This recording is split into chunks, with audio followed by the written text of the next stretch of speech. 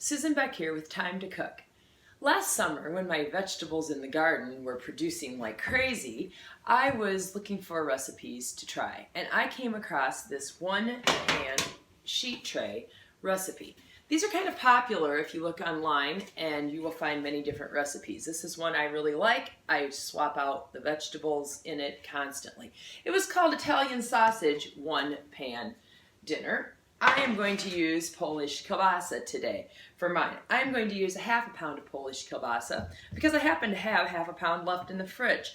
I also have 2 carrots. That's going to be my determining factor for most of my ingredients. I have a handful of mushrooms, button mushrooms. I had some red potatoes that I've already scrubbed up, and there happened to be ½ of an onion in the fridge.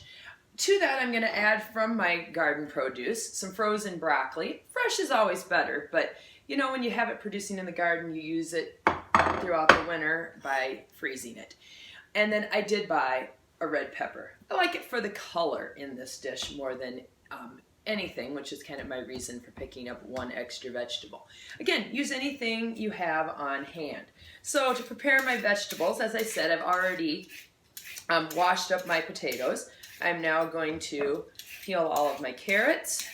If your mushrooms have any dirt on them, always wipe that with a paper towel. You don't want to get mushrooms wet. You don't want to add moisture to them. Let me grab a knife here. My little red onion, I'm just going to chop it into chunks. Anyway, I want my onion in some pretty good sized chunks. Same thing with my carrots. I'm going to leave them in pretty nice sized rounds. Alright, don't want those little ends there. My chickens will love those later on. Oops, wrong place. The potatoes, like this one's really on the small side, so I'm just going to quarter it. These that are a little bit bigger, maybe make 6 or 8 pieces out of. You do want all of your pieces of vegetables to be similar in size, otherwise you can have some issues with baking where, you know, your carrots might be done, but because your potatoes are so big, they have not finished baking yet.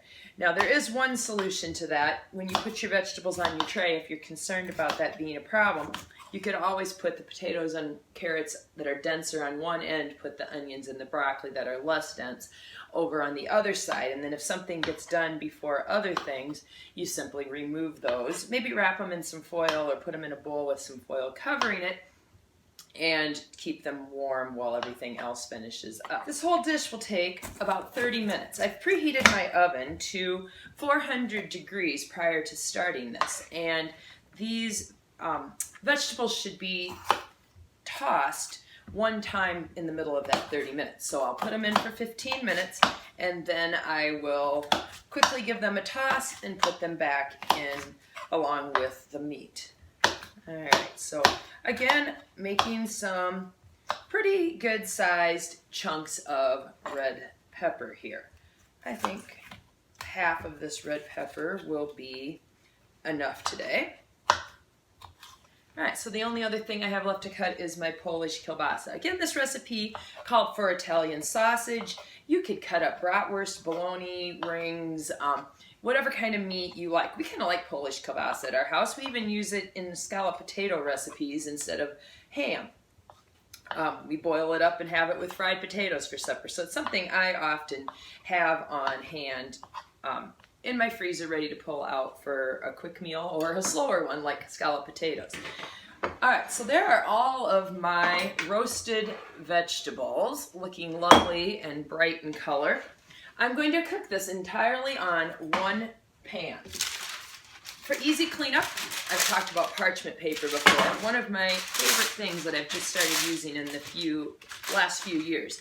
I even use it when I bake cookies on my cookie sheets, and they never stick, which is one of the favorite things about it, as well as the fact that it's easy for cleanup. So I'm not going to worry too much today about my things cooking at the same time. These are vegetables that I have cooked before together.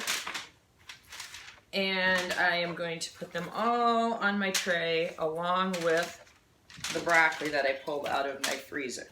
Now I'm really kind of at my limit for 1 sheet of this dish. You really do not want things to be overlapping. You want them to all lay on their own.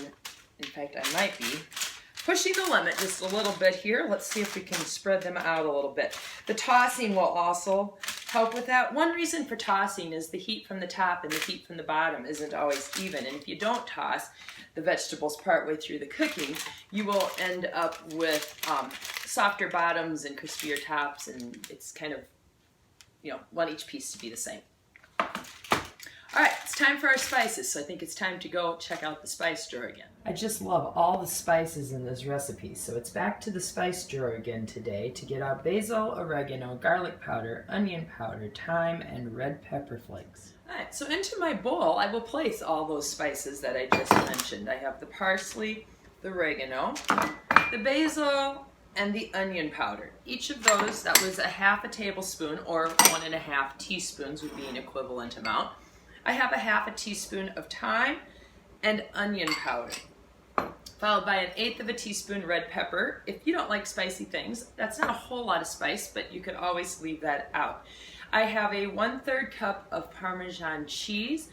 I have made this both with the powdered Parmesan cheese like you might sprinkle on your pizza, and with real Parmesan like I am using today. Now we need some moisture so that these vegetables will cling to the spices and the cheese, so I'm going to use 4.5 tablespoons of olive oil.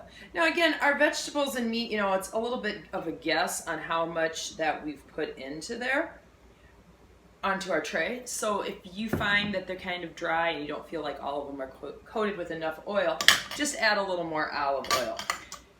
One of the reasons you make a one-tray dish is to cut down on dishes at the end of the day. I wouldn't ever use all these little glass containers if I wasn't making a video. I would just simply measure right into this bowl, obviously. And I am going to use my tablespoon here to do my stirring. That'll eliminate the need to have another spoon to wash at the end of the day. Now, I'm looking at this and looking at it, it's a little on the dry side, so I'm just going to give a little more drizzle of olive oil. I know my sheet pan of vegetables is quite full today. So this goes on to my vegetables. If I still think it's dry, I can drizzle it right on the tray as well. All right, then the last step is to toss this all together. So I really feel like when tossing, using your hands is the best method. When I'm mixing meatloaf, I do the same thing. You know, just wash your hands before you start, and it's no big deal. Okay, so I'm going to spread those all back out into that single layer. They're just layered with flavor as well, with all those different spices and that little bit of cheese. I made this summer when my family came to visit for a week, and they were just amazed with this dish, and it was all because of those seasonings. All right, so into the oven this will go, as I said before, for 15 minutes. 15 minutes later, I will toss them and cook them for somewhere between 10 and 20 minutes. I find a half an hour in my oven usually works quite well. Okay, my timer's set for 15 minutes because I'm terrible at forgetting that I have something in the oven and getting busy with something else. I have a little cleanup to do while those bake. If you haven't ever used these green bags, I happen to have Debbie Meyer green bags that I picked up at Menards, but any of your stores like Walmart and Target and things will carry these. And they come in many different sizes. This is a pretty good size one, but that's okay. They're great to store your vegetables. I'm going to put that half a green pepper in there, red pepper I mean, into my bag, and it will last a lot longer until I get around to using it again at another time. All my garden vegetables go into these, and it's amazing how much longer they last. I can pick lettuce from my garden, wash it all up, leave it in here for a couple weeks even, and it will come out just as fresh and nice looking as when I have picked it directly from the garden and eaten it right away. So something that you might want to invest in if you tend to have a lot of produce in your house. My vegetables have been removed from the oven after 15 minutes of cooking. Just using a spatula, I'm going to give them a quick toss, making sure that they all get moved around a little bit, even along the edges and the corners. I want them back into one flat layer for even cooking. I will be putting these back into the oven for 10 to 20 minutes. I'm going to set my timer though for 10 minutes so that I don't have a surprise of burnt crisp vegetables and meat when I open the door. Our sheet pan of sausage and vegetables are finished. One way I determine doneness before I take it out of the oven permanently is to check the potatoes. Okay, roasted, easy to chew. I really don't like crunchy potatoes. I like a well-done potato. So I'm just going to serve up a little of this and see how all those seasonings taste. Look at that, just coated with seasoning. To me, that Parmesan and the variety of spices is what makes this meal such a good one. If you're looking for a way to make a simple meal in one pan and you like a little flavor, give this a try.